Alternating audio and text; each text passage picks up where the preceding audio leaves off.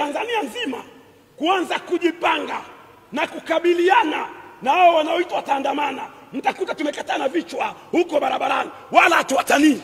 Kauli ambazo zimetolewa na baadhi ya mashehe kwenye vyombo vya habari au kwenye mitandao ya kijamii. Dira yetu sisi viongozi wa dini ya Kiislamu haswa, tunarudi kwenye kauli ya Allah Subhanahu wa Ta'ala ambayo imetupa dira na mwongozo.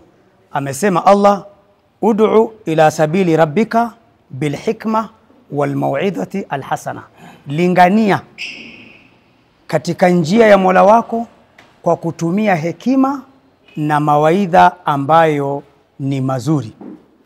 Wazungumzaji wanatofautiana katika uelewa wao na namna ya kufikisha. Kwa hivyo kauli iliyozungumzwa na moja miongoni mwa wazungumzaji ya kuzungumza swala la kwamba kukata vichwa, hii si kauli salama.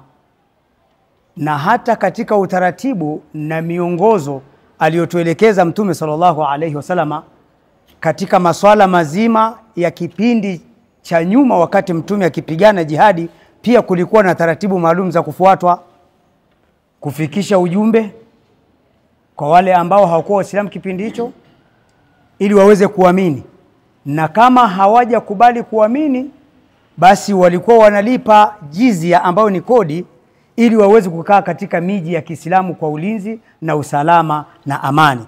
Haijatokea hata siku moja kwa mtume wetu Muhammad sallallahu alaihi wasallam kumjeruhi mtu wala kumwaga damu yake. Kwa hivyo kuna baadhi ya mambo mengine, hii inatokana pia na jazba na mihemuko ambayo kwa wakati mwingine inakuwa haijengi. Pia hatujapendezwa na kauli kama hizi kwa sisi Waislamu wa Arusha.